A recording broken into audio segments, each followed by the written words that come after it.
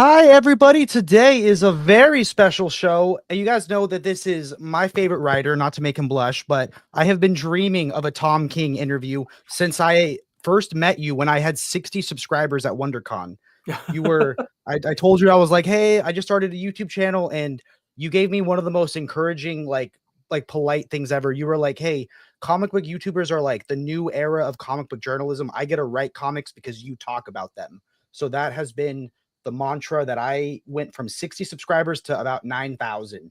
I just kept talking about comics that I loved and getting people to read. So this is very special. Now, because this is a special occasion, you got to do something for a special occasion, right? You can't come unprepared. So to celebrate, I brought a veggie tray, because it's the least you can do, right?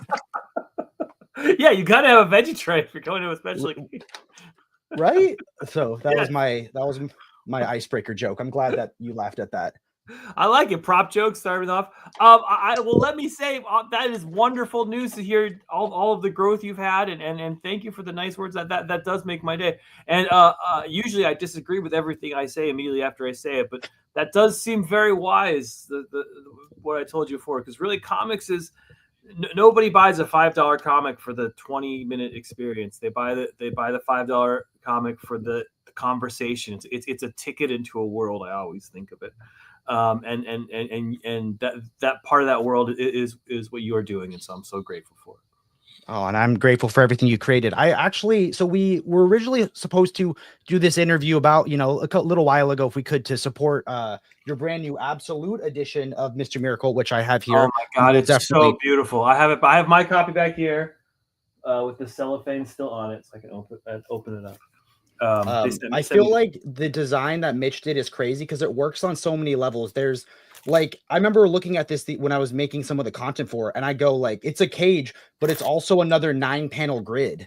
Like it works on so many levels. And then you take it off and he goes from looking like he's, unhappy, there's a little smirk, so I don't know. I mean, on the inside, he's crazy. I'm sure people know this by now, but Mitch designed this with like the little trick that it looks like he's trapped, and then you open it up and all the bars are actually blocking the fact that he's escaping from the trap, and he's got a little smile on his face. You don't see the fact that that's what the whole book is about. It's about him escaping sort of from his own trap of his own trauma in life. So it's very cool. It's very metaphorical, and it's very well done. It's very Mitch Garrett's, which is the best part of the whole thing. But I really tried to get another book here that for us to talk about today. But I opened up my package and it wasn't in there. But Helen of Windhorn, I always say it wrong. Windhorn, that standard size came out today. I know, and that is a beautiful package too. If you haven't seen it, it's like a nice little hardcover that's just gorgeously designed. It was so many little details here and there. It's a beautiful book. I opened up my box and it wasn't in there, and I was so sad. So I called nearby comic shops. But we're having issues with Diamond a lot lately with new releases. So it's taking us a little bit longer to get our pre-orders in.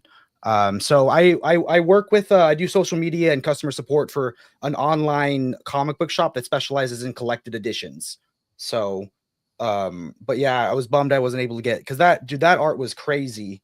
I mean, Bill Quist just goes off in everything that she does, After the 5th issue, which is kind of a random issue out of 6 issues, I read the whole thing. And please don't tell any of my other brilliant artists I said this, but I wrote a very short note to Bilkis after it was done, and I said, this might be the most beautiful comic I've ever worked on. I just couldn't believe this random number 5. That's one. When I worked on Human Target, when I worked on Mr. Miracle, when I worked on this one, I can say you can buy it for the art. The writing is good. I did the best I could, but these are art books. They just have the most gorgeous illustrations you're going to find anywhere in comics. Well, it's funny that you specified the 5th issue, because I heard that that's a theme, is that, you usually knock it out of the park on your 5th issue, right? Yeah, that was an old joke of one of my old editors, Jamie Rich. That for some reason I tended to write very good 5th issues. And if you look back at some of my comics, it's true. It's not always true. Is that true for like your maxi series and mini series, or if you're writing like 100 issues of Batman, is the 5th issue when it peaks and it's all downhill from there? No, No, Just definitely kidding. not in Batman. I think Batman 5 is like the big fight between the Justice. The only thing remarkable about Batman 5 is it has the fun moment where Batman is late to the battle, so Alfred puts on the costume and has to fight a superhero by himself. And then as soon as Batman arrives, he's like, "Oh, thank God!" and just runs away. Um, so That's so awesome. that's probably That the only memorable. segues into probably the question. So I come from the collected edition side of YouTube. So these are people that usually trade weight and then they go, "Oh, I'm not going to buy the trade because then a deluxe edition or and then an omni." So I have to ask. I I'm a trade loved waiter your too. These are my people. Yes. So I loved your Batman run. That was back when I finally had adult money and could go to the comic shop every week and buy single issues. But I know that like something about fans, they think everything's divisive when it's ongoing, and then afterwards they look back on it and go like, "Oh, it was the best thing ever." But I want to know, how does it feel that 2 years in a row your Batman run was the #1 voted thing for most wanted DC collected edition?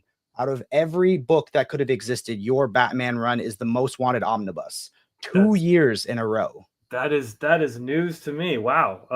How does it feel? It feels absolutely great. I always say it's my relationship with Batman, that character, and I'll never stop writing him, is kind of odd because I've written. It's hard to say what the record is, but I'm up there with people who've written the most Batman issues. I've written over 100 now. And I still don't associate myself with that character. I still don't think of myself as the Batman writer. Whenever someone, like, I'm at a con and someone brings me like a Batman statue to sign, I was like, "Oh, no, Scott Snyder's like two rows over," or Yeah. um, or Grant Morrison's on the other side. It always surprises me. So the fact that people care, I mean, it means the absolute world to me. Yeah, that's just stunning. Yeah, thanks. I mean, I think it's really cool. Do creators have any say on what collected edition format their books come out in? Are they able to push for something? Is there any news on an Omni? Because we saw the solicitation last year for that thickie of Batman by Tom King, Volume 1, I know that people were like, I mean, that's great because that gets new readers, but I know that the deluxes have been out of print for a really long time.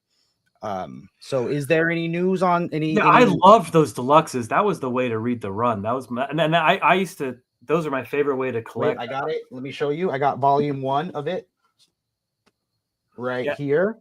and it took them. Yeah, that's beautiful. And It's if the you best. open it up, Oh, hey, there's a Mitch Batman and my terrible signature. Yeah, that's when I used to read. When I came back to comics in 2004, I used to buy all those oversized, especially for Bendis's Ultimate Batman and Kirkman's Invincible.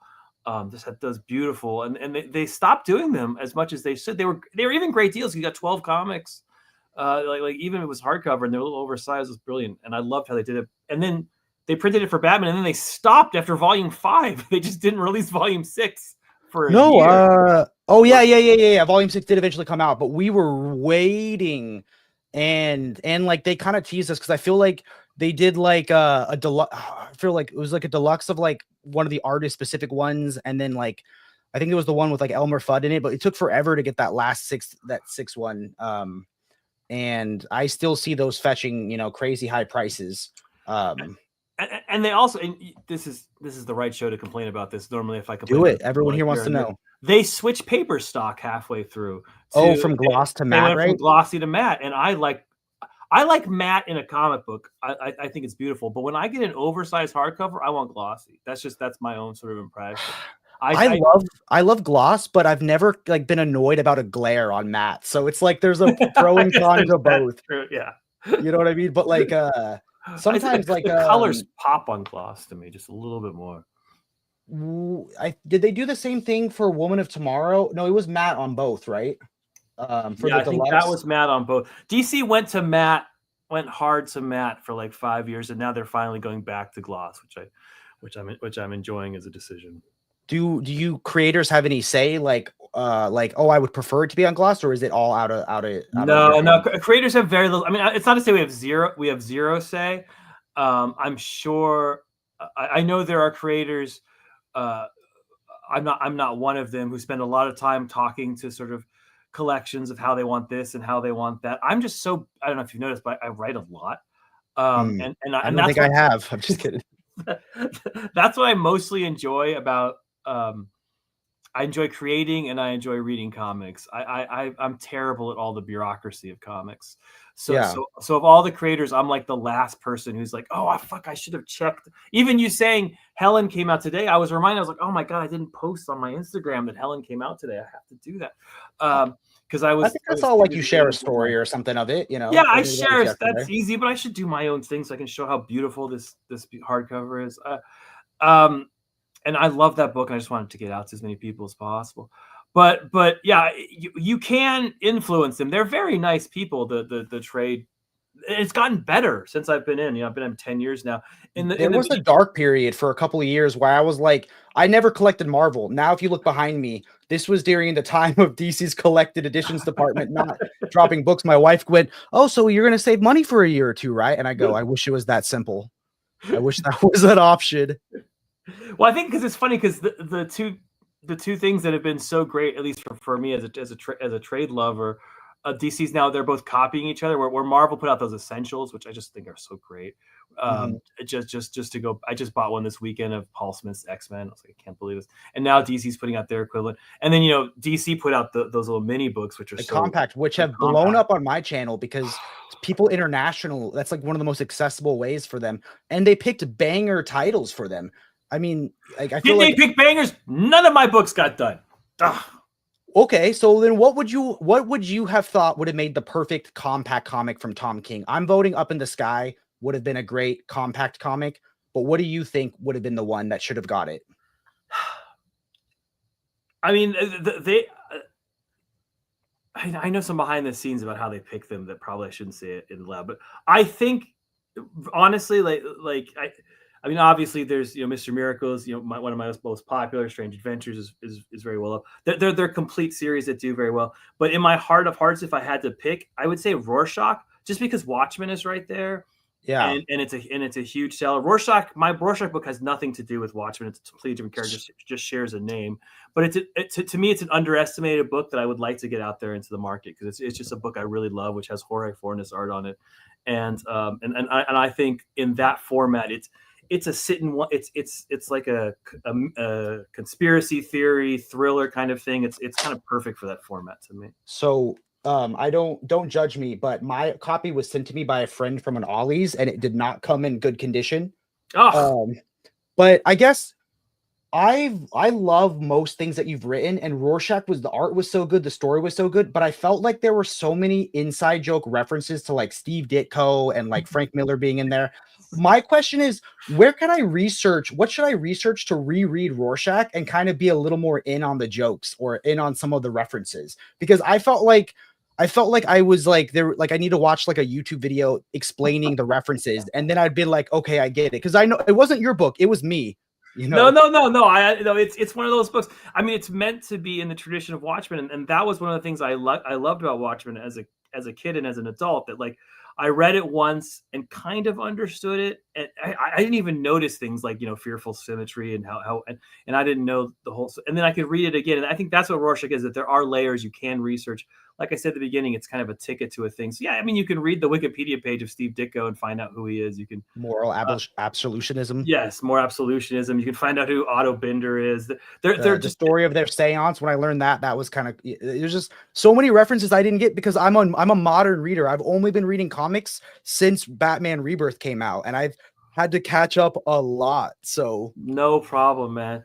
But that is an absolutely fantastic question. But that's what I like about the Rorschach book, because it does reward. But you're dead on when you say it is a book you can sort of bury yourself in and go down wormholes, as opposed to a book like Up in the Sky or Supergirl, which I think would be good, which are just like one and dones. You can give that to anybody that you don't have to know anything about anything, and they keep going.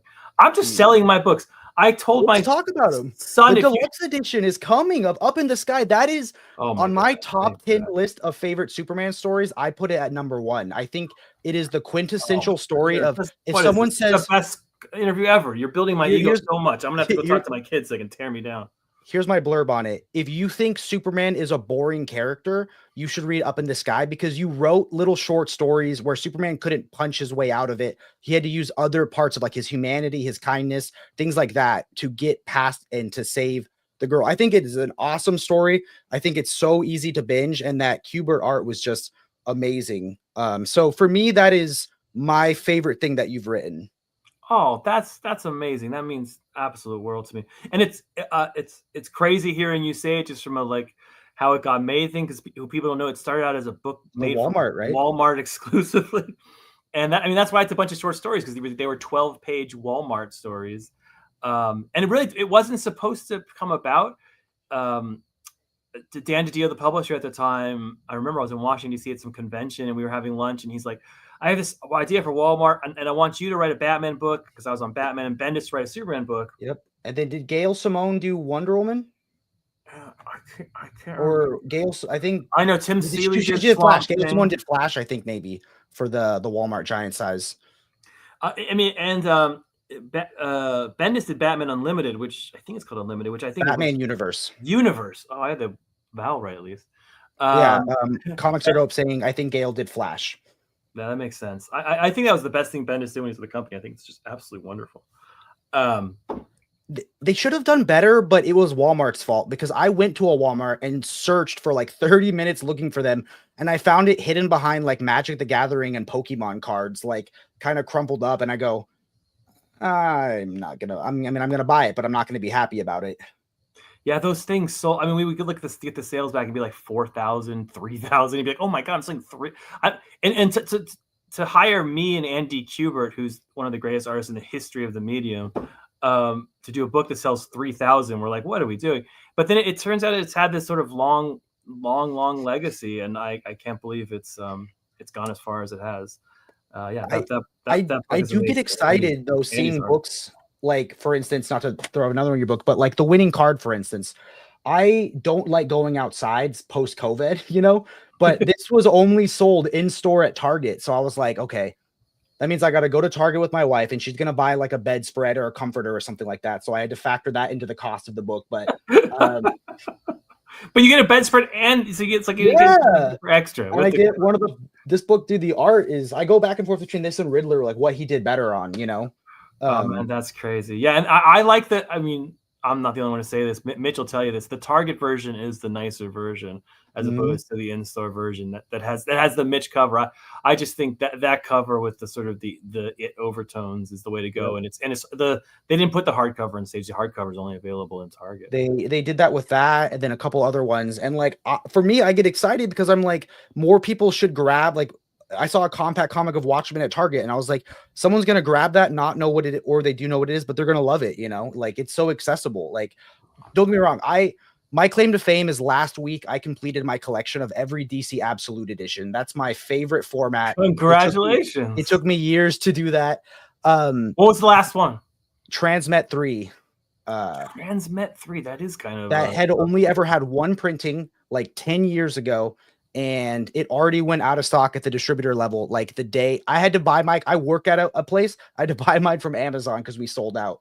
Oh, wow. So I had to cheat on my boss a little bit. Speaking of which, they were nice enough to give us a few copies of Absolute Mr. Miracle. So everybody in the chat, I know some people have some questions. We'll get to them. Do hashtag veggie tray, and you'll be entered to win to the continental United States, because we're a small business. But please, it's beautiful. You gotta win this book, because even if you're like, goddamn Tom, you I don't want to read your sad ass books. You can use it as a weapon. You can stand on it to get a little extra height. Oh my God, it's so beautiful. I pulled up a butt scene, but oh my, this book is it's gorgeous on every page. It is. So of that, which of the 2,327 panels is your favorite in Mr. Miracle? It's a great. I didn't get that from the forward that you wrote. I counted each panel, just so you know. You didn't just do the math on it. I realized I spelled veggie tray wrong when I put it in. Do it with the 2 G's, people. Okay, I'll start. Hold on, let me start collecting the comments. I can't believe I misspelled the word veggie, but it's okay. There's one line in there that makes me laugh every time I read it. And it's sort of an obscure line, where Scott goes to Darkseid, and Darkseid talking through Desaad is like, Scott's like, I'm here to turn over the baby, and he's like, and Darkseid's like, you're lying, you're here to kill me. He's like, yeah, I'm here to kill you. I'm a super escape artist. I'm here to escape you to death. I mean, to laugh at my own joke is stupid, but escape you to death makes If me you laugh don't laugh at your own joke, I feel like, is anybody else, you know? So there you go. Yeah, that might be my favorite panel in the whole thing. it was weird because I've read Mr. Miracle a bunch, and then I read Animal Pound, and then later that day read The Absolute when it came in. Is it the same cat's name? Because like there's a reference where they're talking about taking their cat to the vet in Mr. Miracle. Did you name the cat, both their cats, Fifi? Like that's the character in Animal Pound, and then they reference that in Mr. Miracle. So I was like, I'm a huge cat lover, but is that a little Easter egg for Eagle Eye fans? And am I the first person to catch that? You are the first person to catch it. It is an Easter egg. It's named after my brother-in-law's cat, Madame Fifi, who was the star of, who was the lead character in Animal Pound, and was named. The name Madame Fifi always made me laugh. So yes, that is they are named after the same cat. Oh yeah, that's pretty cool. Yeah, I mean, if you look across my books, you'll see things repeated, especially wearing T-shirts of other ones or things like that. The number 37 is throughout all my books. If you look, you know what's crazy? That's my favorite issue of your Batman run. I know that's everyone's favorite issue of my Batman run, just by coincidence. I'd already had the number 37. No. Okay. 37 is Agent 37 was when the first superhero comic I ever wrote was Grayson. He was Agent 37. Do you want to know my cat's name? What's your cat's name? Grayson. Well, that's a good name. That's a good name. Because it was easier to sell that to my wife than Dick. But so yeah, no, that would be a little harder. Yeah. Nightwing's a good cat name too, if you have if the cat's like kind of has the right. It also helps that my cat's gray, so it works on like a bunch of different levels. That kills it. That's wonderful.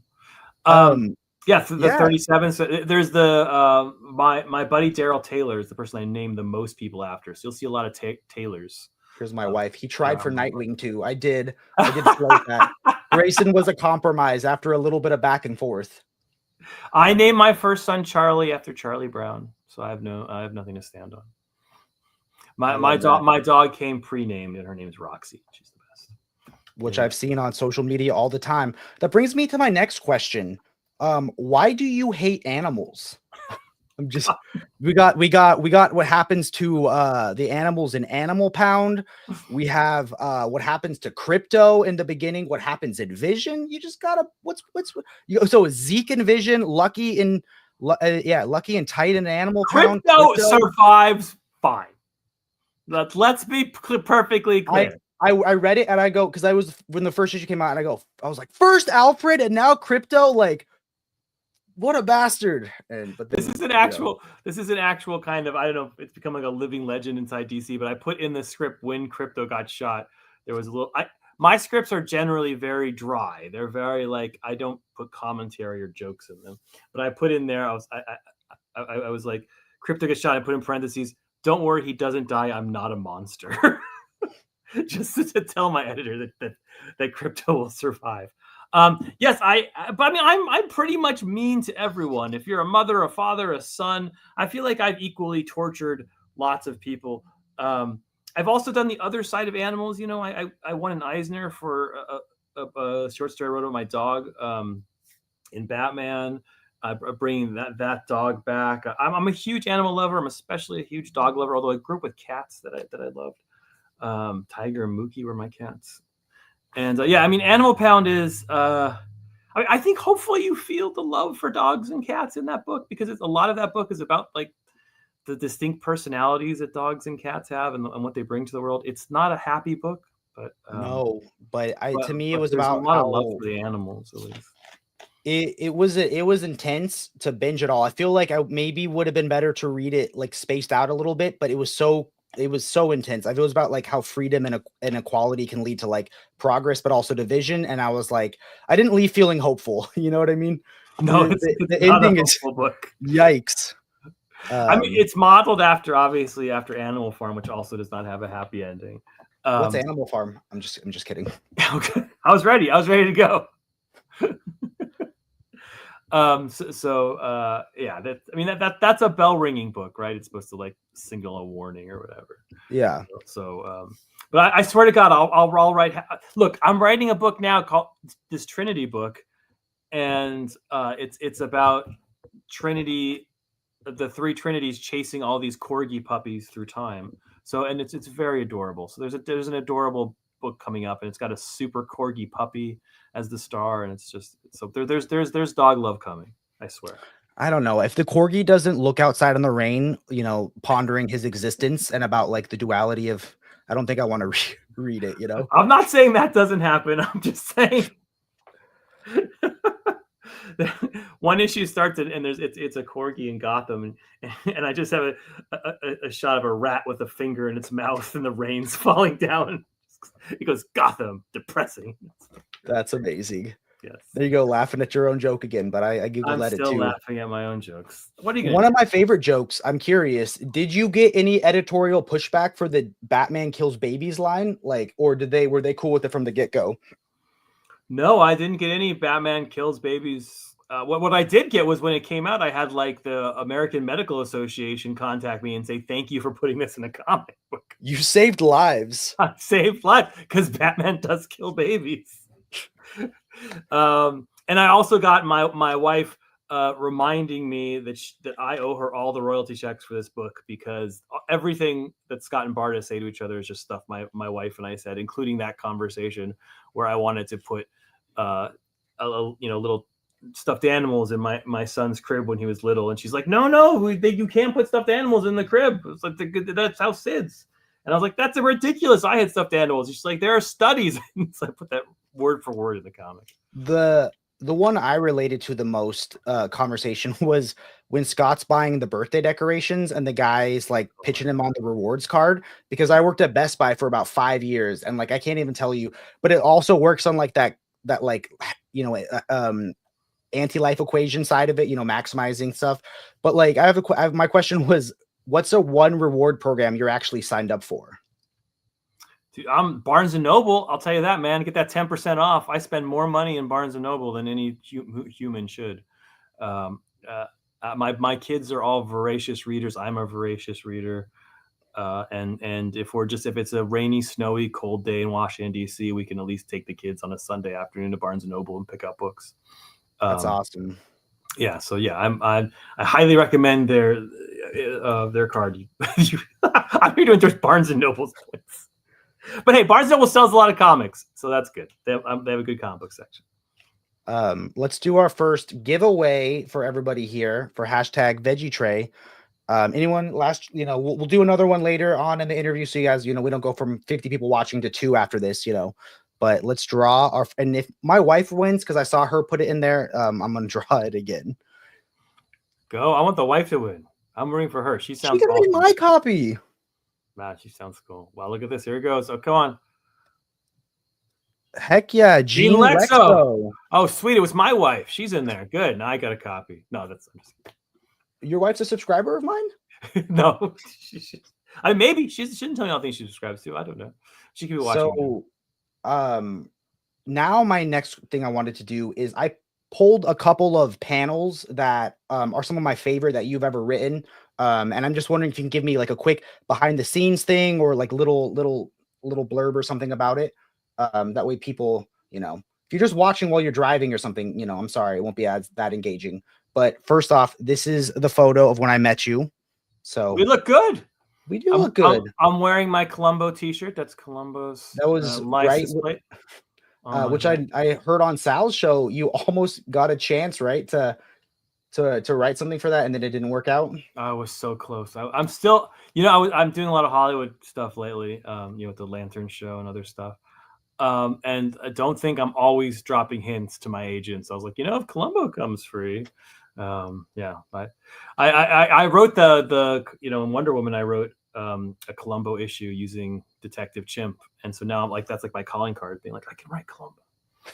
That's your spec script. That's This was my heartbreaking because I was gonna get I left my Strange Adventures at home, so I was gonna buy one from you and get it signed because Doc and Mitch were there. And then right when I get up to you, Doc left, and I was like, "Dang it!" Like it would have bothered me to goddamn not have Doc. all of What them. the hell? I And know, right? He has if to you go take a lunch break or something. if you see right next to me is you can see an arm. That's Mandy, my assistant, and she's the best ever. I just want to shout her out because she's cool. And I'm happy that she helped schedule this. I was like refreshing the email because I checked in yesterday because I hadn't heard anything since she asked if this date would work, and I was like refreshing all day long like a lunatic, being like, I hope I don't show up at 7 and Tom's not there. No. But these are my favorite pages that I've ever read from you. All right, First is go. this one right here. So this yeah. whole issue, I think this is probably one of the best parts of Mr. Miracle. I read Mr. Miracle first when I was single, and it was one of the first things I reread after I got married, and it just hits even deeper, you know? So is there any kind of little bit of context or blurb or anything you can give about this?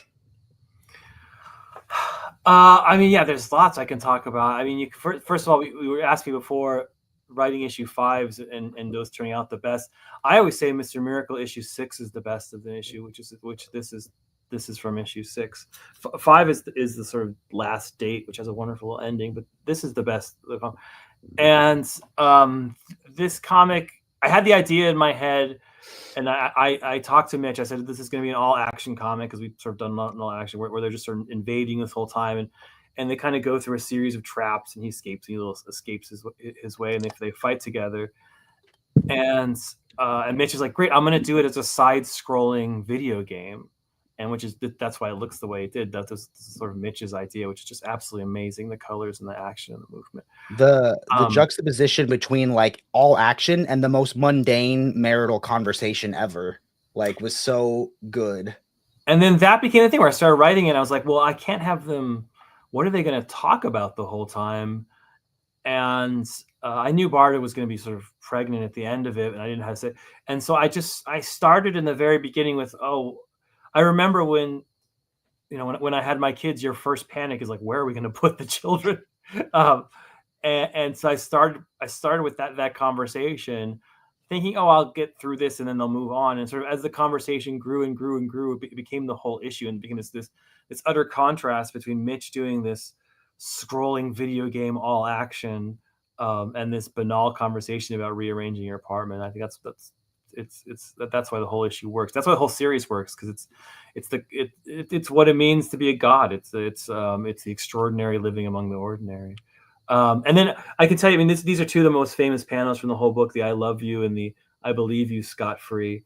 And whenever I see them posted, I always think, should I put "I believe you scot free" or should I just put "I believe you"? I still have doubts over whether I should have put that scot free at the end, or I should have put "I believe you Scott." It's one of those lines. I always say my wife's first and last name every time I address her. Right, I know. I'm never like, "I believe you, Colleen King." So, but I mean, I can't say it didn't go over. So maybe all the readers are right and I'm wrong. Up next, and we will get to some of the live chat questions. This is just, this is for me. I'm having a blast. This is a victory lap for my channel. Up next is this one right here. I mean, it was hard to pull just one image from this book, which the deluxe edition is amazing. Which I gotta put on my glasses for this one. I can zoom in. There we go. Oh yeah, I mean, this is just. I mean, I think we're at issue 4 here, 5. Like we're in the beginning. But what you're seeing when I was writing Supergirl, I wrote all as one. Mr. Miracle wasn't written this way, but Supergirl was. Where I wrote it all back to back. So issue 1 came after issue. Mr. Miracle, I'd write one issue of Mr. Miracle and then 3 issues of Batman and then 1 issue of Mr. Miracle. But this was written more like a novel, where it was all written together. So by this point, I was getting art back from Bilkis from issue 1. And I just was seeing that she could do things that were just beyond me, that were blowing my mind. And this was just a page to let her do her thing. I mean, that's all. It was. I was like, I'm going to back up and give a canvas to a brilliant artist. And so, I think probably the description of this was like 2 sentences long. The two of them are sitting sitting looking at an alien landscape, probably just like that, nothing more than that. And Bilkis and Matias Lopez, who's on colors, did it all from there, and it's absolutely gorgeous. I mean, it's abstract and realistic and comic booky, and yet kind of Mobius influenced, and yeah, it's brilliant. That's brilliant. That's an artist showing off. Alexander Miller wants to brag that this was his nomination for book club at our Discord, and it did win. So, God bless. Thank you, man. I absolutely adore this book. The movie's coming out, not so long. Did you have any? I know there's not a lot we can say, but did you have any part to play behind the scenes in that movie? Because I know you're working on Lanterns, but I don't know what else you were involved with. I'm gonna dodge that question entirely and just say that I'm very excited about the movie. Good answer. Okay. Thanks. Oh. Let me get to the next one. This is one of. It was hard because my favorite issue of Up in the Sky is the last one, but I felt like I couldn't show any pages from that one because it kind of spoils the. That's my favorite issue too. The last one. I just felt like you were the voice of the reader. Like Alice became the voice of the reader, and every question people have ever debated about Superman, like she gets to ask, and you get to write your definitive answer on it. Yeah, that's exactly it. But this is from the Flash race. Am I correct? That's what we're looking at. Yeah, I remember. I mean, there's a few things about this page. Number one, when Andy and I sort of got together and started this, at the beginning it was just a Superman thing, but as it got sort of more fun, not to say it was just a Superman thing, I got more ambitious with it as I went along, and part of it was just talking to Andy. And I met at a convention somewhere after I've written like one or two, and we were just like, what if we never get to do Superman again? We just sort of both said that to each other, like, what would we want to do? And it was at that point I was like, I want to do everything. I want to do a comedy issue. I want to do a science fiction issue. I want to do, so what if I had, so a lot of Up in the Sky is just me being like, this is, if there's a gun to my head and they're like, when you finish issue 12, you're done writing Superman forever. And I wanted to do a Superman versus the Flash issue. And that's what it is. And sort of who would win. And of course, in my head, the Flash would kick Superman's ass. Because Superman has many powers and the Flash has one. And when you have just one superpower, you are the master of that power in a way that Superman never is, because he relies on his other skills. It's an easy argument to make why the Flash would win that race.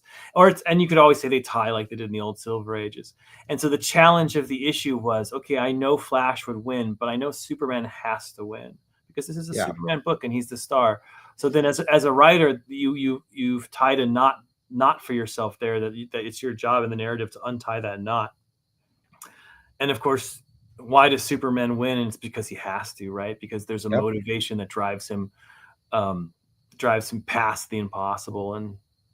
And so, we set up this motivation that he was saving this kid, and from adoption, Alex had done sort of all these bad things, and that's how he won the race. So it was answering that impossible question. I like to explain to people that in my mind, the thing about Superman is like, if he's presented with a trolley problem, he'll find a way to save everybody, both sides of the trolley, the people on the trolley, a cat in the tree looking at the trolley, because that's what the right thing to do is. And I think that's what makes him an interesting character, is you write these stakes that seem impossible, but he finds a way, not just because he's strong, but because he's good, and I think that's why I like your book so much, is because I feel like it's a good encapsulation of that. And this issue was, I mean, it's subtle, not that anyone would notice, but obviously it was a dedication to the great Superman story, my use of the death of Superman, which was done all in splash pages by Dan Jurgens.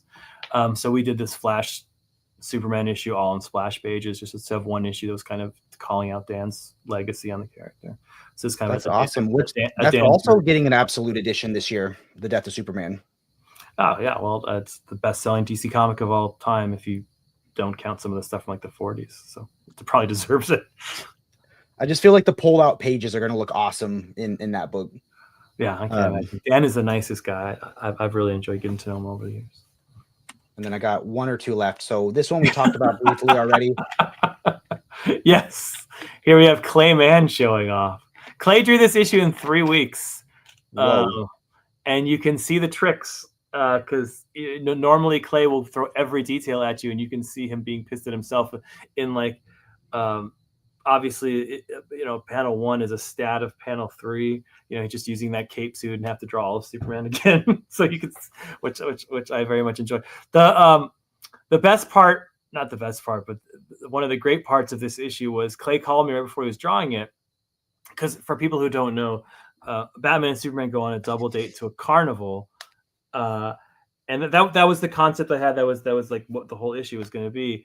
And then when I started writing it, I realized, oh crap, they're not in costume, and DC's never going to let me do a comic book where I don't have 2 superheroes in costume for 20 pages. But I wanted them to just be on the date. And so I was like, oh well, okay, well it's a superhero carnival where everyone has to cosplay that day. It's like the theme, and so they have to go in costumes. And then my brain's like, well, if they have to go in costumes, everyone's just going to recognize them, and they're going to think Superman is Superman and Batman is Batman, and that will be awkward. And so that's when I got the idea. Okay, well, they have to switch costumes. Yeah, well, with the glasses on, you can't tell. They hide everything. But then the glasses part, so that's how I wrote it. I was like, they flip costumes, and I wrote them flipping and explained that. And then Clay calls me when he gets the script, and he's like, Tom, does Clark still have his glasses?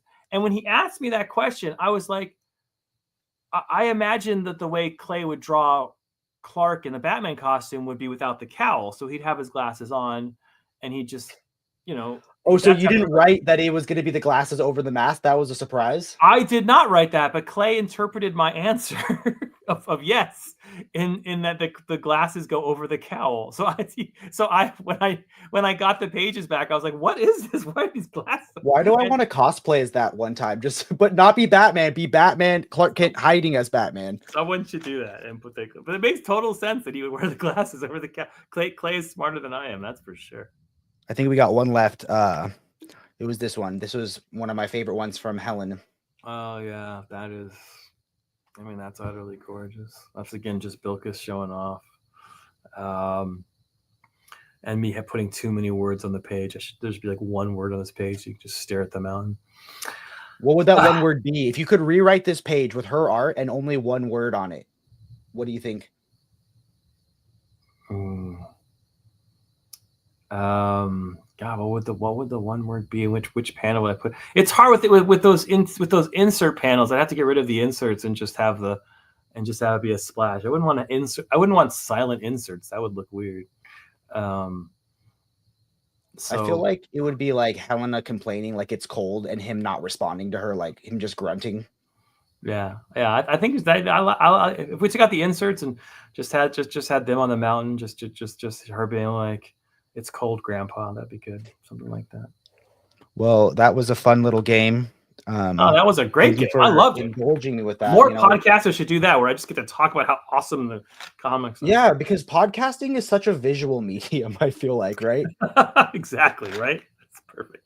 So far, we have 23 entries for our second absolute of Mr. Miracle. Do hashtag Veggie Tray spelled correctly.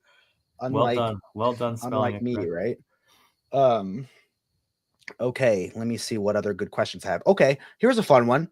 My favorite issue of your Wonder Woman run, I've only read the first 2 trades so far, when Diana's friends all have to face her in a trial of skill or combat because she doesn't want them to help her with what she's going on, and they want to try to, like, they want to help her because they're friends. So I love that she's like shooting arrows or playing I'm what I assume is the DC fighting game Injustice, but maybe not Injustice. So if you had the best Wonder Woman in a contest of skill, what would you choose? What's your secret skill that you think you could best Diana in? Can we do like comic book writing? That's like the one thing I can probably do. But I feel like that Diana doesn't have the patience to sit down for 8 hours and wonder if Batman should wear glasses over a cowl. So yeah, I would take her on. It's not even a skill that we do one-on-one. What's her comic book might be a little more optimistic. Yeah, it might be a little happier. I do nothing well, but that's why I'm a writer. Dude, look at how many of your books I prepped just in case we referenced one of them, man. So I think you do something well. That's right. Did you like check out my video on my top 10 Tom King list, or like did you just say No, this I guy put a can't lot of watch. effort into it? I figured, yeah. I can't watch that. I would die. I can't. Yeah, no, I don't read. I try not to read ever about myself, or read myself. If I do, like we're doing this video now, I will never watch it. I just would hate to see myself talk. That's okay. I know that, but to me, this is fantastic. Okay, so now my next question is, you are great at writing, superheroes on a double date playing baseball, but you also write some badass fights. So if you could sit ringside, would it be between Superman and Mido, Wonder Woman and Grail, or Black Canary and Lady Shiva? Which fight would you want to see in person? Oh man, Black Canary and Lady Shiva, and that's the easy question. Keep using that's a lot easier than the last. What could I beat Wonder Woman at? Yeah, Black Canary and Shiva, as established in comic book history, are the #1 and #2 fighter. Man, they're that's Cena and Cody. That's the top of the that's the top of everything right there. So, dude, that made me break my rule. So I can't even tell you how many times. So my rule is, I trade rate, but I also want to vote with my dollars. So you'll see that like I'll try to pick up what I can of like your single issues, but like it's hard because then I know that like they don't display well on a shelf, single issues. I feel like, look at my office. Yeah, it's all trade. But I got some singles up there displaying on the show. Well, speaking of singles that should be displayed, I feel like people talk a lot about you as a comic book writer, or they talk about you a lot now that you're working with your Mr. Hollywood. But I feel like there's not enough emphasis put on you as a published comic book cover artist. So talk to me about what goes into an iconic cover. For those of you who don't know, Tom King is a published cover artist. No. I feel like you've underestimated my drawing talent. I'm an Eisner-winning artist of comics. A lot of people have drawn it. Like Jim Lee he's in the Hall of Fame, but he's never won the Eisner for drawing comics, unlike me. Because if you get your Mr. Miracle Absolute Edition, you will notice that there is a page of Mr. Miracle that I drew. That is, I'm going to find, this is right here. It's brilliant. Here, you can all see. Wait, so when I asked you what your favorite panel in Mr. Miracle was, you could have picked your own? I could have picked my own. I drew one page of it. It's supposed to look like the drawings of a 2-year-old, which is that's when that was like the thing where what's his name? What's the child's name? Is it Jack, right? Or he's writing Jacob. Yeah, he's writing like the book, and then Funky Flash Man, he's like, I do the words, which is kind of like the Stan Lee, Jack Kirby thing, right? That's right. Yeah, it's a meta retelling of the Galactus, which is probably the best thing Stan and Jack did together, and that becomes sort of the center metaphor of the whole, of the whole series, because I mean the whole book is a love letter to Jack Kirby on some level, which is why his name is Jacob, which is Jack Kirby's birth name. I feel like the best extras, for those of you that are interested in the Absolute Edition, my favorite extras that they added was because that was, I think, my quadruple dip in that series, because I had the singles, I had the standard, I had the deluxe, and then I got the Absolute. I loved seeing Mitch's reference photos, and then I loved the portion that would show the quote from Fourth World, and then so I thought those were the extras in that Absolute are just amazing. Yeah. That's for people who don't know, every issue of Mr. Miracle starts and ends with the start end of the equivalent issue of the Jack Kirby issue. So, although obviously Jack Kirby did, I think, 18 Mr. Miracles, and we only did 12.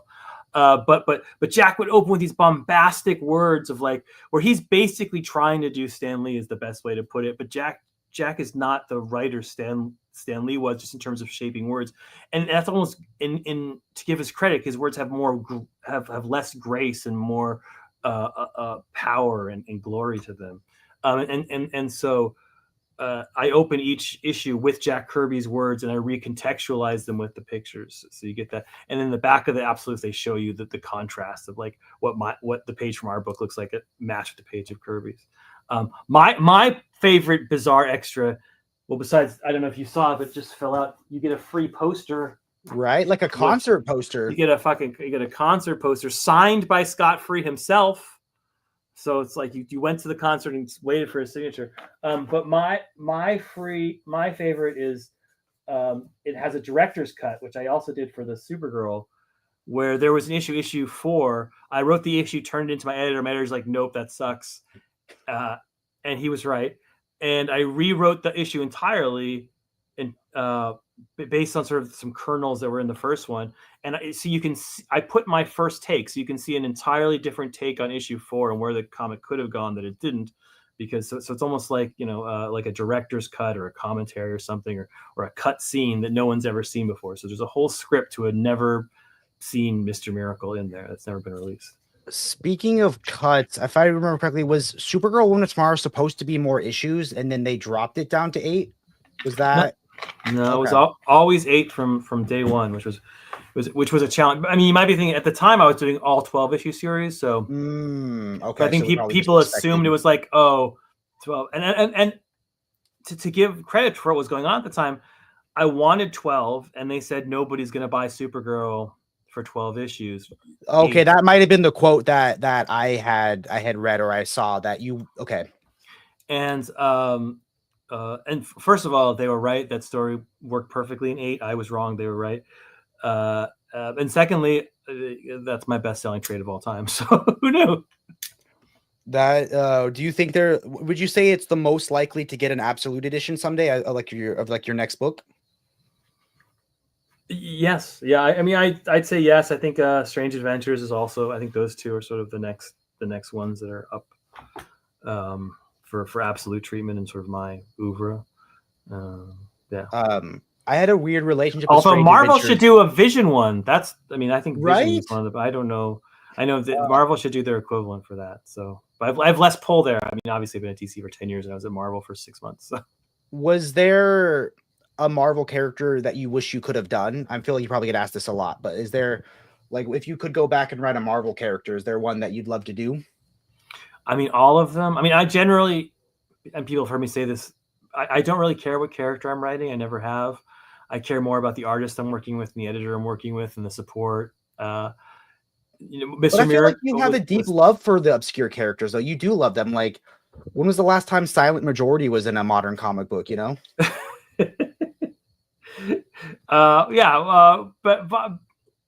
But I love minor characters. I think every character has interest in them, and I love them. I love them because you can do a lot with them, which you can't do with bigger characters.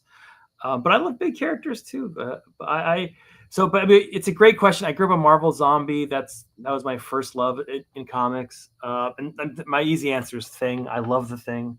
One of my favorite comics of all time is an old Marvel 2-in-1 number 7 where Thing has to box a bunch of villains in the same day, which is you'll see a lot of influence in that in the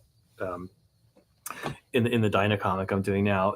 And I just love the line where he says when every other hero can't make it, but he can because he's too ugly to quit. I think too ugly to quit is just so cool. That's kind of my YouTube mantra also. There you go. This is a question that was asked a few times that I'm actually, because I struggle with feeling like I'm not doing enough. I mean, I do my best to talk about these series, but it's hard as a trade raider or a collected editions YouTuber to give the love to single issues. But do trades actually help books continue or just floppies? No, trades help. They do help. I mean, I think the industry has moved a little bit away from, when I was first coming in, there was sort of the Vertigo model, which was don't care about the single issues. The trades you'll catch up in trades. That's changed a little bit. I mean, the bottom fell out of trade sales when Walking Dead stopped being the phenomenon that it was. Walking Dead was raising so many boats for so long, thanks Robert Kirkman. But it's come back strong ever since. No. Trades make a humongous difference. I wrote a series called Omega Men, which was the least selling comic at both Marvel and DC. It was number last in both companies, and it was canceled. But it got renewed because people on Twitter came and said they wanted it. And so they let me go 12 issues, and the trade sold great. And that's considered to be a big success, even though it was such a terrible seller in single issues. I never got to get the deluxe before it went out of print, which has always kind of bummed me out. But I've read, I think, the first 2 issues digitally on the DC Ultra app or Infinite app. And yeah, dude, it's a crazy book, dude. That's a fucking crazy book. I used to joke while I was reading, it's me going full Alan Moore. It's very Watchmen-y. It's on the 9-panel grid, but it uses like a lot more tricks than Mr. Miracle does. And as I was doing it, I was like, who Omega is the Omega Man? It's very much me doing more. But some people come up to me and say that's their favorite thing that I ever wrote, and there are issues with that I really love. So this is going to be a weird poll. One of my favorite things that you've ever done is when you interview Dave Gibbons on how to write a comic book. If you remember that at all, it's one of the most interesting things I ever got to listen to. But I feel like you guys talked for like 2 hours and he got to step 2. Like I think maybe he had outlined something because you guys had such an interesting conversation. Are we ever gonna get a follow-up to like step 3 or 4? Because I still don't know how to write a comic book, man.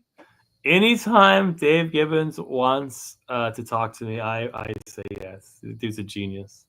My favorite Dave Gibbons moment when Mr. Miracle won the Eisner. Dave was there. I think he was getting into the Hall of Fame of the Eisners, and he walked up to me afterwards. He's very, very generous, very nice person. He was like, congratulations, and I just want to say I stole the 9-panel grid from you. Thank you so much.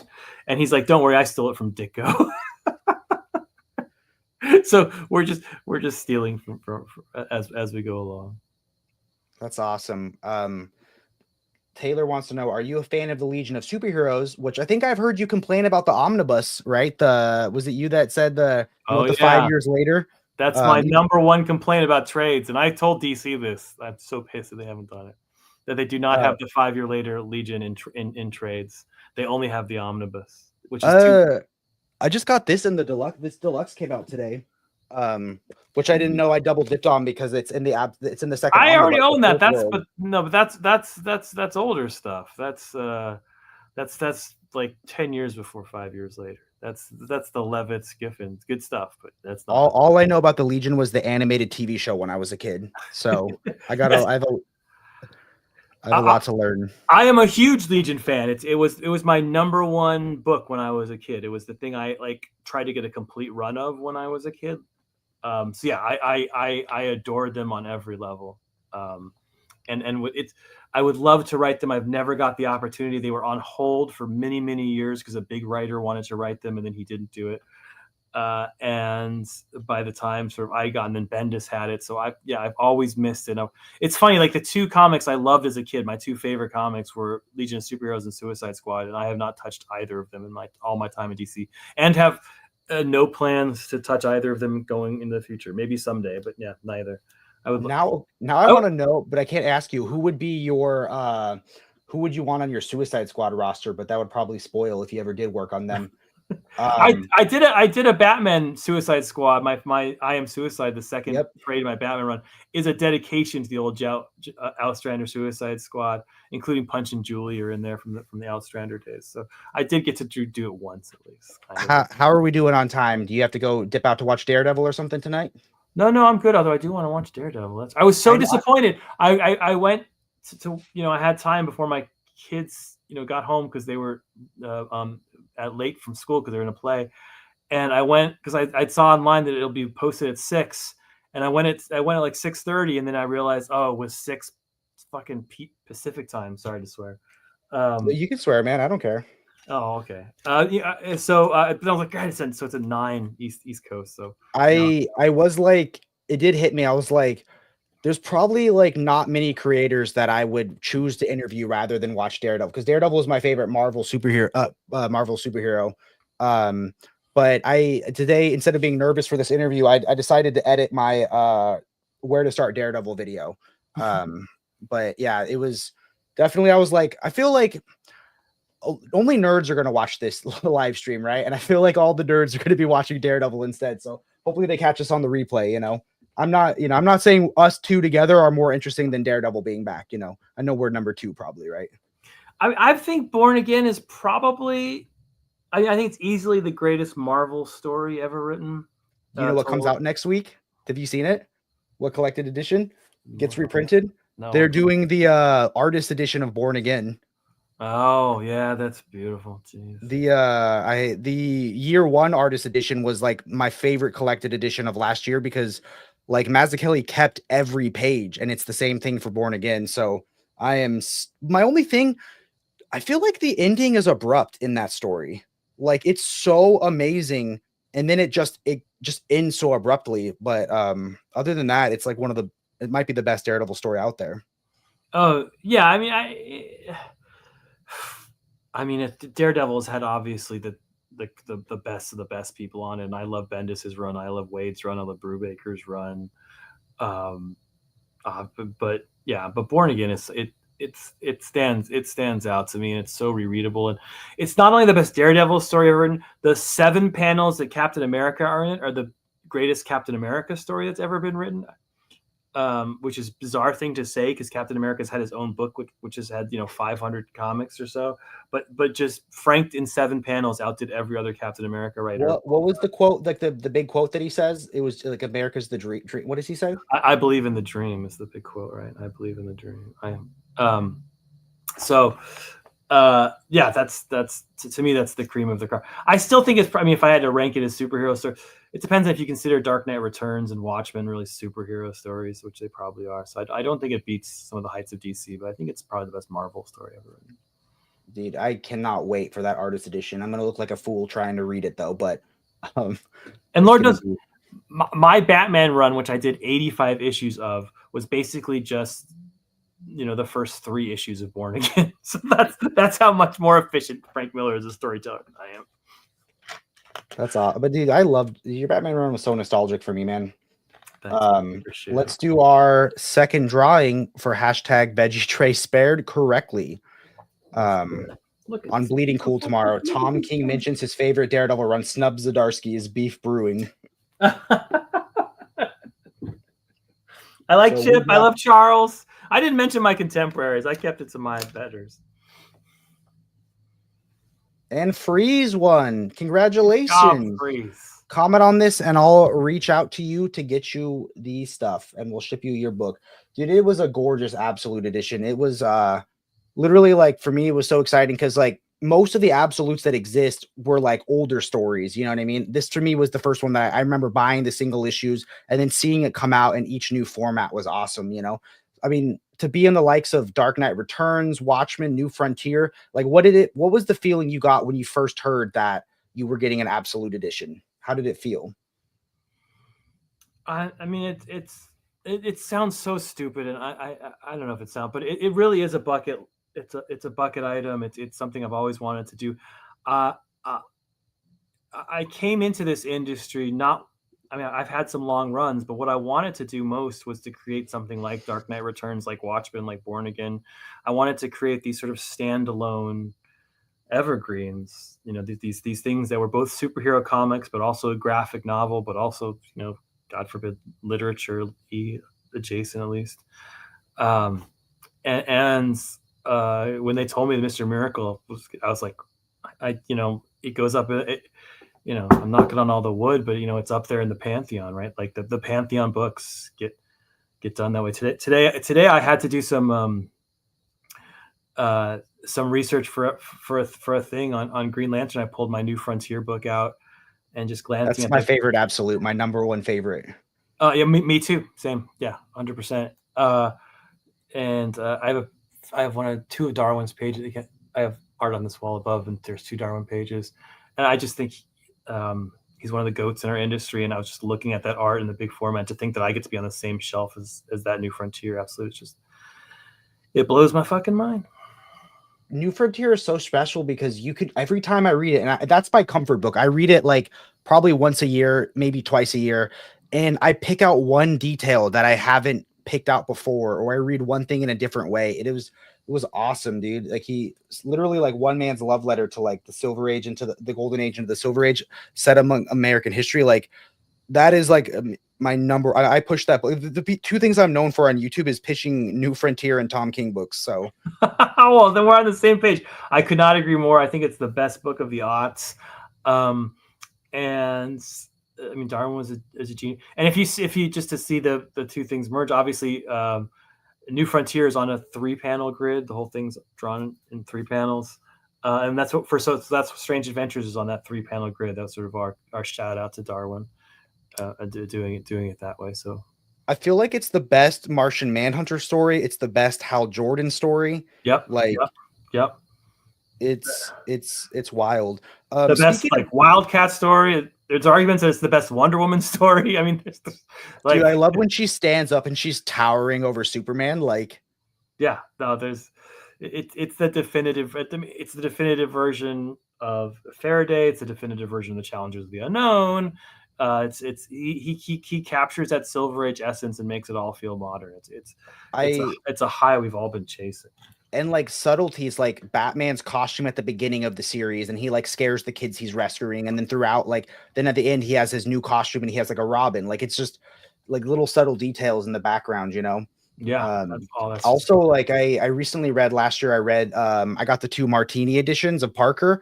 Like that, dude. Also, doesn't Selena's Big Score need an absolute edition? Like it does. I just saw the omnibus on this shelf at Third Eye the other day, and I wanted to buy it, but I was like, man, I don't know if that's the format I want to read it in. Yes, it I does. just feel It like does. it's no offense to Brubaker or any of the other artists that worked on that thing. It's just like starting your book off with Darwin Cook's Selena's Big Score. It just feels like the rest of the book could never compete with how good that one singular story was. You know, no shade to anybody. I don't want. I feel that way about Jonah Hex, which is a great series by Jimmy Palmiotti and Gray. But the Darwin issues stand so far above all the other issues. Like it's hard. And that book had the best artists in comics, but Darwin could capture something in comics that no one else could. Okay, we can do one last giveaway for the absolute, so you can still put Veggie Tray. I don't want to bankrupt let's give this thing away. Yeah, right. That was awesome. I saw that they're gonna do. Look at this. So gorgeous, right? Just look at this. It's half extras. It's like only, like yeah. It's crazy how much extras there are. I literally I this paid is for overnight shipping. Look at this cover. I love it. I think the whole book is in that cover. We paid for overnight shipping so that I could get it right away, like be one of the first people to get it. And then I literally reread it to look at all the extras and the story again, filmed my overview, stayed up late so I could be the first person to drop an overview of it. So literally the day it came out, like 12:30, my video posted. So I'm technically so grateful. I was first. So grateful for you, man. That means the absolute world for me. See, it works. It works. That literally every video I'm talking about absolutes, like my marathon video I did a couple days ago where I showed off every single one. You just always go, this is absolutely the best story. You can't help it for some reason. That name is so gets shoved in your head. Yeah. Yeah, I should introduce you to the absolute editors because they are a joy. They were so much fun to work with. And Mitch and I are so busy. We should have. Well, I guess we'll do an absolute second edition because we could have done so much more back material. Even so, I don't know. They were there, but they're like pushing and pushing. Do you have this? Do you have this? We can do this. We can do this. And they were just wonderful, always pushing the limits. It was great. I mean, you guys definitely stuffed it full of awesome things. And like I said, like coming from like someone who's got to see each iteration of the book from the standard to the deluxe, like the deluxe is great. I thought it was interesting that one deluxe had matte versus all the other books of Mr. Miracle had gloss. So that was another one where they're on their matte kick probably. Mr. Miracle has a weird trade history because it came out as a trade first. And then DiDio told us he immediately regretted it. Although it was very smart of him. One thing that DiDio understood was he collected it all in one. It was all 12 issues as opposed to dividing and doing 6 and like 6. Yeah, that's my beef with I loved Human Target. I haven't read Danger Street yet, but it's so because there's so many times I'm protesting. I'm like, the second I buy both standard size hardcovers, you know what deluxe is getting announced. But then I see the pictures of Smallwood's art and I'm like, okay, I'm buying both standard size hardcovers. And I couldn't agree with you more, man. I think they should, if you're doing that 12 issue series, they should wait and do all 12. The fact that Danger Street is 2 volumes, Bugs. The fact that I just did this with the Penguin, and that's 2 volumes. I wish that was 1 volume that had just come out with the TV series.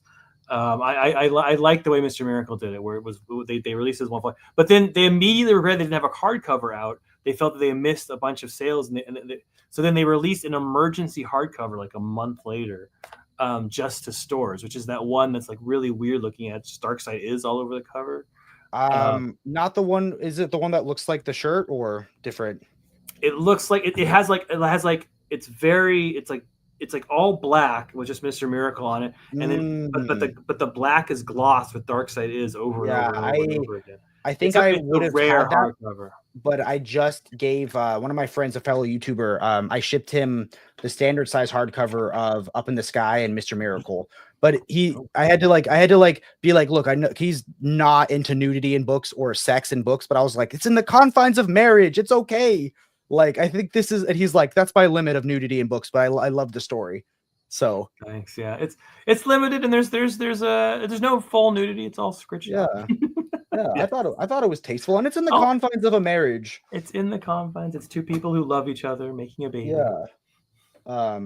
So yeah, dude, this was seriously a real treat. And yeah, dude, anybody I could talk to would be awesome. I think that's been I've gotten to do some promotional stuff for DC, but they go through like a third-party marketing agency, and it's like hard to play games of telephone with people, with emails. And like I was supposed to announce that DC Ultra is going monthly before the 26th when they announced it, and they're still reviewing my video, and it's the 4th. So who's going to watch a video of breaking news that was announced a week ago? Like I said, I like to stick to writing and get outside the bureaucracy. That stuff drives me crazy. And I sympathize with you, and I sympathize with the people at DC who are trying to do a hard job. Before I do the giveaway, I guess one of my last questions is, who was a more fun villain to write, the Riddler or the Penguin? And I'll have you know, I told myself I wasn't getting the box set. I bought just Riddler, and then I read it and bought the whole box set. The box set's real pretty. It's got the whole, yeah. They sent me one. I have it on my shelf. It's real pretty, and there's some real gems in there. Some real good books. I mean, I didn't think I've never like Mitch can draw the heck out of the Riddler getting spanked by his headmaster father. His art is just, it makes anything amazing. Who's more fun to write? I mean, they're totally different. Like, because when I write the Riddler, at least in that one special, the Riddler is basically, I hate to say this because he's super evil, but he's basically me, and I mean that in this way, and that like Riddler doesn't have any powers. Like, he obviously doesn't have, he's not a better fighter than anybody or anything, but he's really smart. That's his thing. And so it's like, if somebody knew as much as I knew about the DC universe, could they defeat Batman with that knowledge? Is basically, that's the hidden of the Riddler. That's what that book is about. So like he knows, like, he knows about Gordon's past, he knows about this, he knows about that, and he uses that, and he knows everyone's kids' names, and that's very fun to write. And it's fun because that, you write yourself into a corner where he just becomes omnipotent, and then you have to solve that problem, which was fun. I mean, you took away his folly. Like, the Riddler is brilliant, but he has to give himself away. What if he stopped playing a game? Like, that's such an interesting concept. Versus the Penguin was like, he was out, he was retired, and it's like he got brought back in. Also, I guess my question is, like, I'm not a continuity nut, like, but some people, to them, continuity is the most reverent thing ever. Sure. I thought Killing Time was supposed to be like an out of continuity story, but then the help showed up in the Penguin. So like, I always tell people, like, continuity is a personal thing. I don't think continuity should ever come at the expense of a better story, but some people, they're so reverent of it. I mean, it's a little bit, I mean, Killing Time is a Batman Year 2 story, or it's a Batman. Yeah. I mean, I think they jumped around a lot of years in that story, right? No, but yeah, yes, but most of it takes place in between. I like to think of eras of Batman. Like, there's obviously Miller's Year 1, and then then another era starts when he gets Robin. So Killing Time takes place to me between those two eras. But in my continuity, at least before the War of Jokes and Riddles, which also kind of takes place in that era. So I think of Killing Time as in continuity, at least in my head.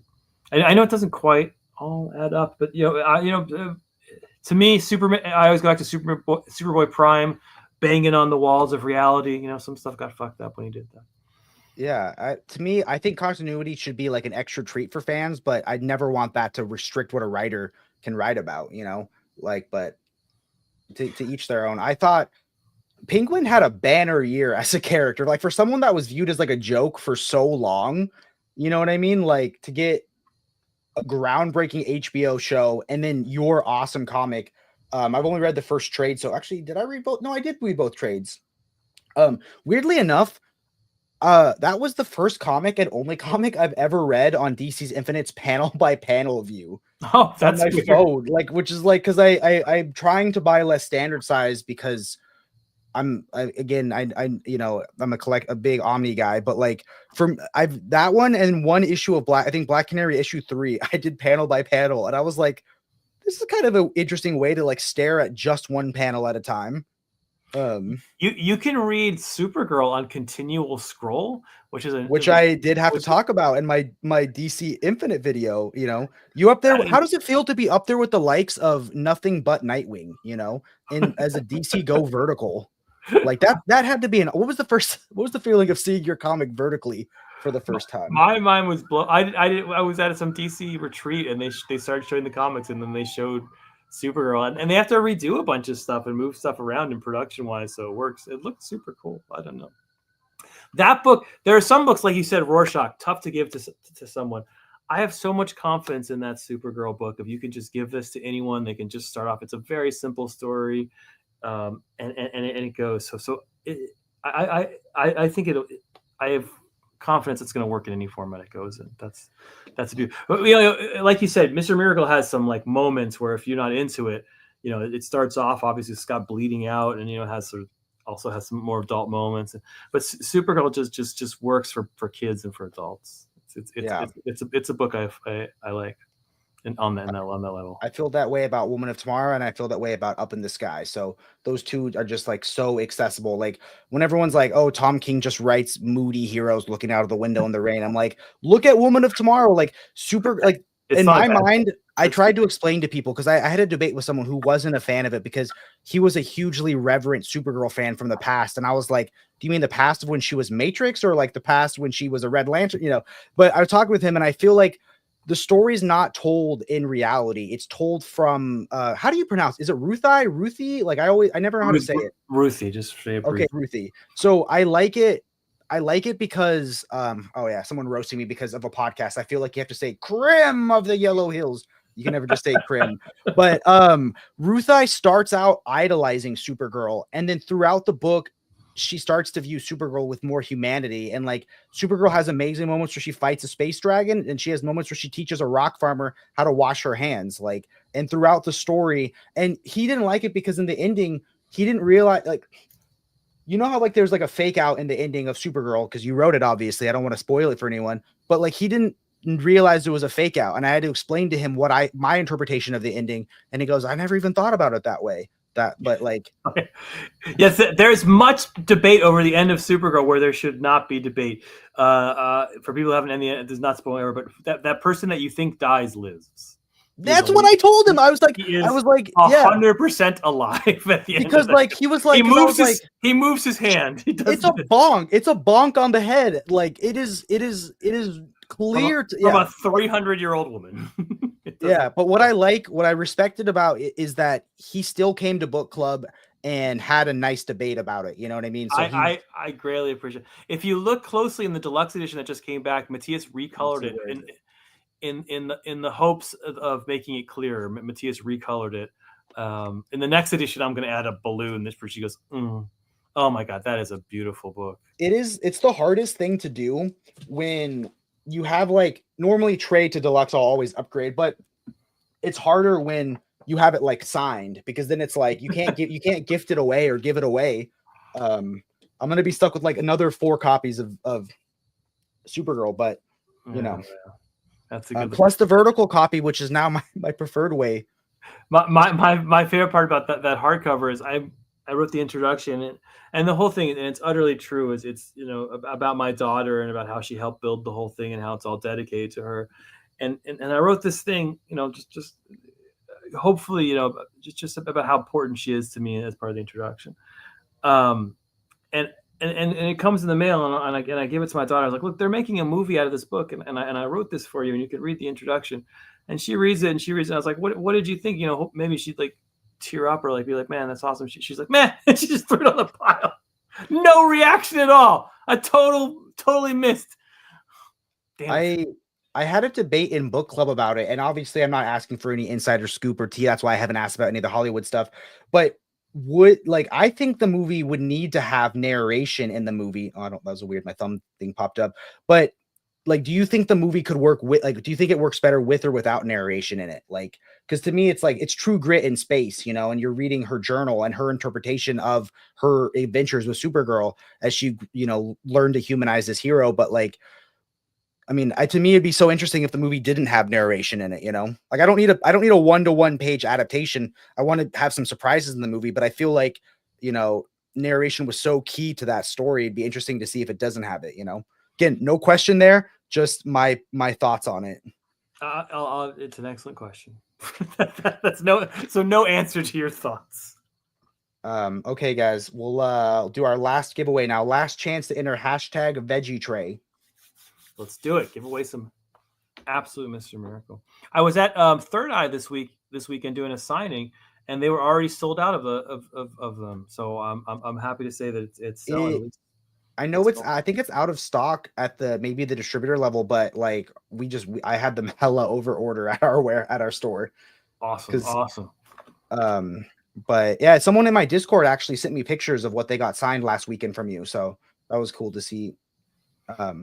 Okay, guys, we have 47 entries. Last chance, no whammies. Win.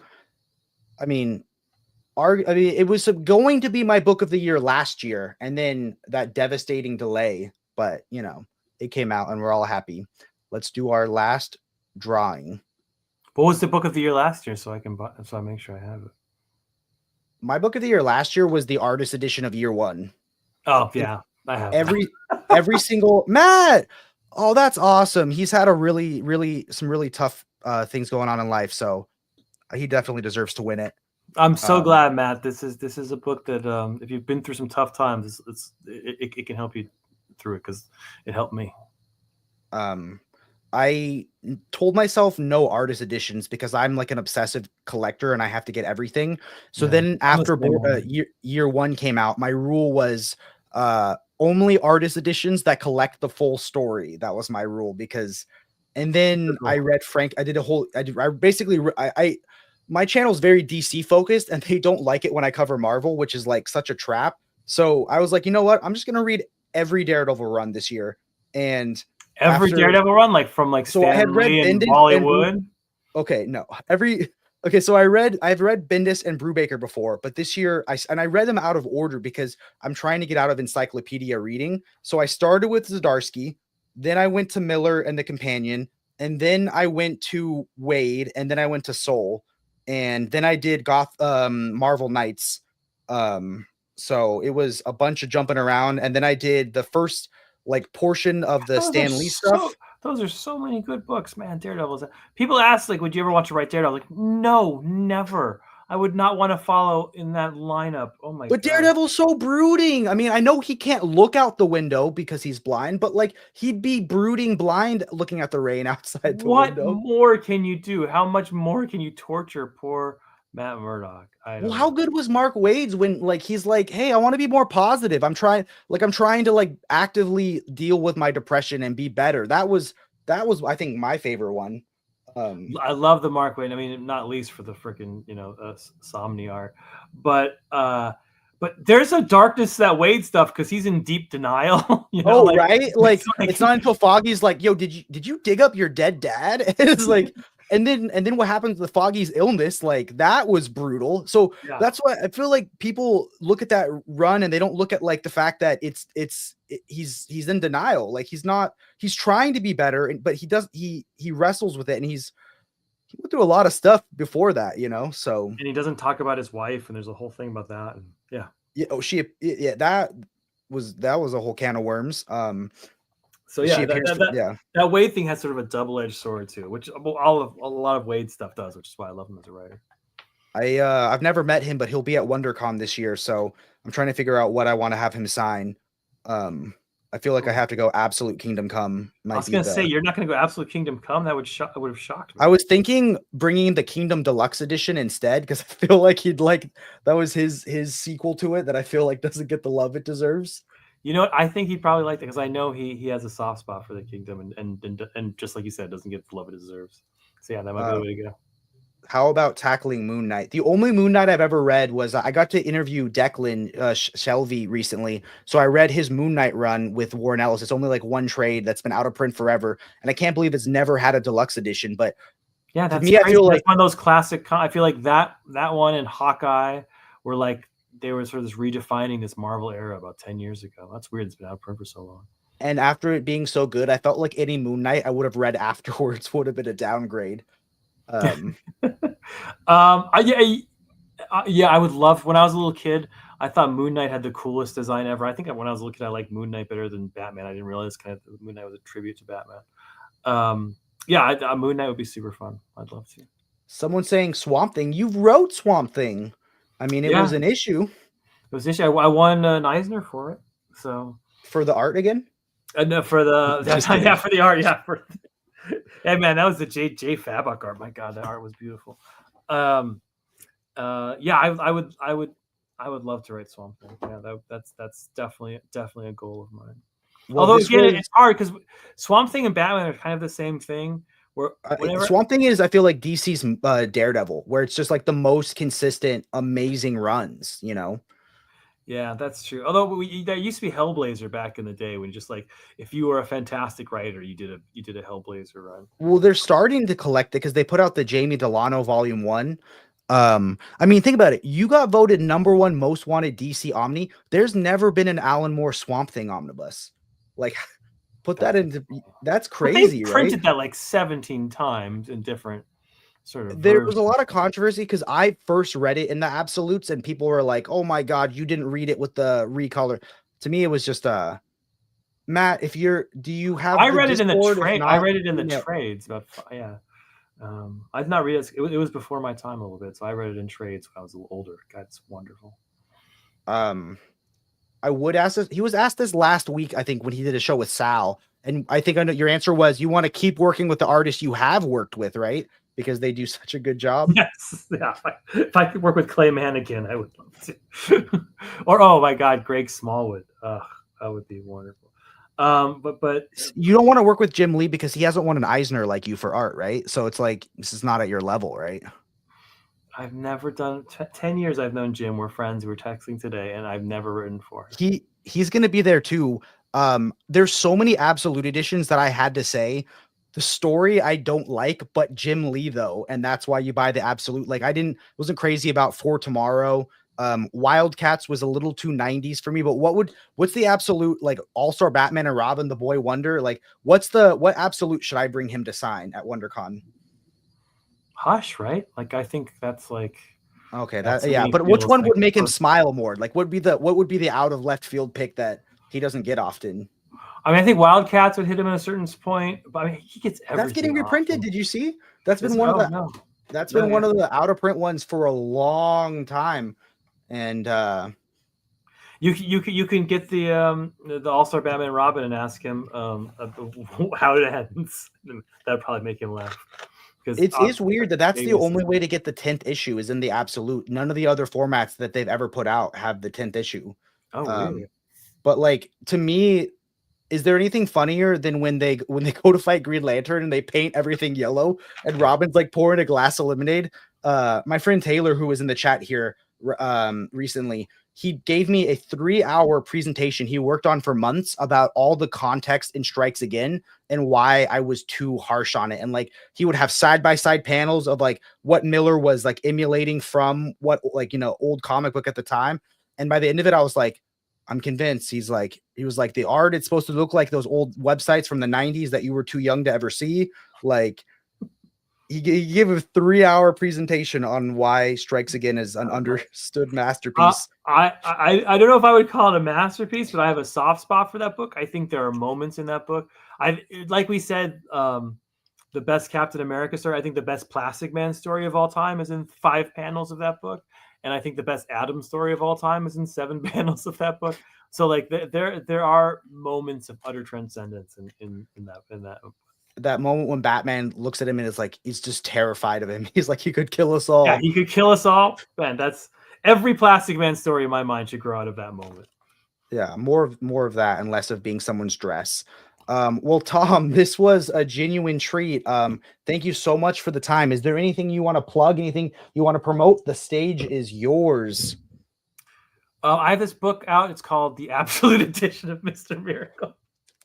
I don't know if you guys have heard of it, but that's what I want to promote. I love this book. I want to get out as many people as I can, and I love this edition. And if you buy a bunch of these, then we can do a Supergirl and the Strange Adventures and keep going. So yeah, that's the only thing I want to. Sky up in the. That's my most wanted. Oh, and I feel like I'm just happy they're printing again. That's my book that's most like. I know most out of print sounds like a weird thing, but it's been out of print for a long time, so I'm just happy it's come back. So my original standard size hardcover, I lost in a breakup.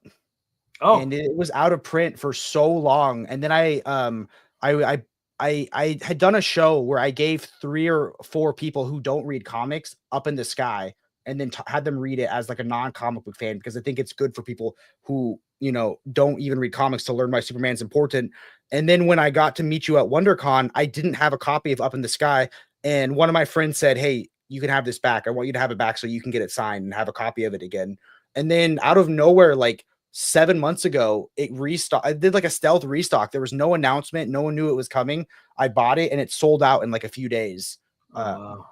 So it's been a journey, and now we're getting a deluxe, which is on my list of 10 of the most wanted books this year. So if you very see, excited, I man. have a whole issue of it up on my wall over there.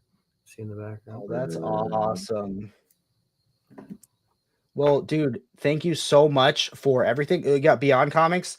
This has been his profile pic since I've known him. So thanks, guys. Great interview. Can't wait for my copy of Mr. Miracle to be He's a delivered. goddamn double dipper. That's how you know Darkseid is evil. And this is one of the people I gave a copy of Up in the Sky to. Oh, that's really nice. He traded me a copy of a book called, I think it was Shitty Watchmen, which is like a collection of people doing Watchmen with different art styles. I know. Well, yeah, I've heard of it. I feel like your art would have fit in that with your cover art, but like your Eisner Award-winning art. Eisner Award-winning artist. That's what you want to be known from now on, right? Eisner Award-winning artist. That's the first line on my obituary. Thank you so much, everyone. Keep reading and stay brave. That's my catchphrase. Love it. Thank you. And we ended. Dude, thank you so much for this, man. This was